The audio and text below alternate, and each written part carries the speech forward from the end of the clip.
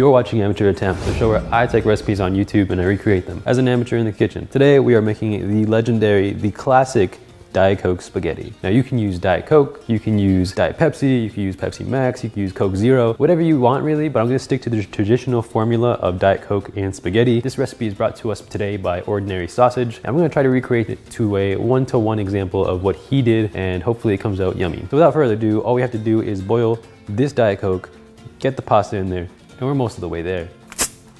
This recipe has been highly requested, and I'm looking forward to it really. I can't imagine anything else that would highlight my culinary experience thus far than Diet Coke spaghetti. And you want to make sure, right, when you're making this, you want to make sure that you get a little taste test just to see how your Coke is. Make sure you got a good batch. So you dip just the finger, just dip the finger in it, just the nail even, a Coke nail, if you will. Yeah, that's good shit. And so we should be good to go once that starts boiling. The Diet Coke isn't yet boiling, but I'm gonna measure out some pasta and throw it in there anyway because I'm bored. Right? Very important that you get a high quality bronze die extruded pasta, because when making your Diet Coke spaghetti, you want to make sure that it clings to the pasta. So you want that starchy exterior from the pasta to help emulsify the Coke. And how can you tell? Well, if you just look at your pasta, you'll see like it has a very white powdery surface. It's a bit rough to the touch. You don't get that with Teflon, and this is what creates a richer, creamier sauce, or in this case, a richer, creamier Coke. Okay, what a chemical reaction we got there.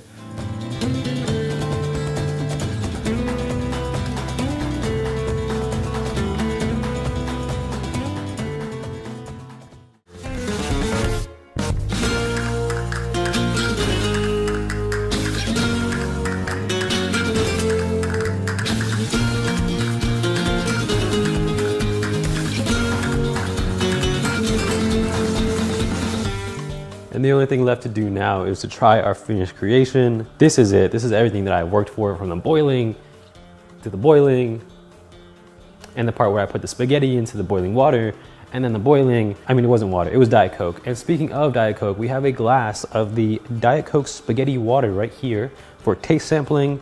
As you can see, it is still very hot. It's a bit cloudy because of all the starch in it.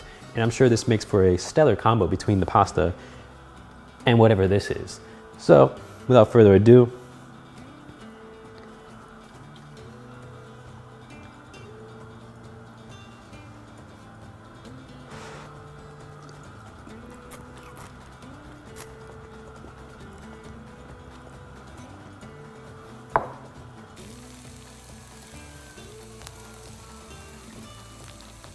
and I'm going to wash that down with a little bit of this.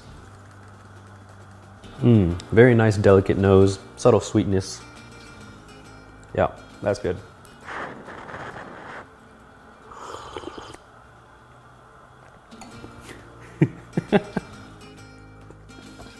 That just like, that takes this up to an 11. That's good right there. So what do I think? I think that there's a very nice subtle underlying tones of aspartame that really are just complemented well by the soapiness of the cilantro. I think everything is in perfect harmony, and this dish quite literally could not get any better even if you tried. So with that in mind, man, I'm gonna go finish this off screen. This is great. This is real good.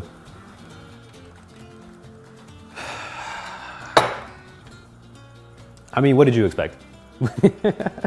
What did you expect? We boiled 1.5 liters of Diet Coke into some pasta. Like, it's not, I mean, the pasta is al dente. It has a nice toothsomeness. It's got a good mouthfeel, good texture, but we did start with good pasta from the beginning. I mean, there's no redeeming quality. It's aspartame soup and it just doesn't taste nice. This is an abomination. I hated that I just had to try that.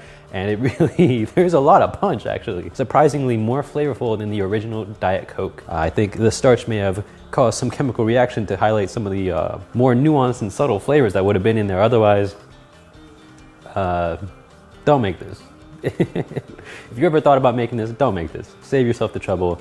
But I probably didn't have to tell you that anyway, because even though this was highly requested, who else in their right mind would make this themselves? And with all that said, I would like to thank my patrons because they gave me money, and I really appreciate that. Thank you to She Shells, thank you to Max Ginn, and thank you to everybody on the fridge.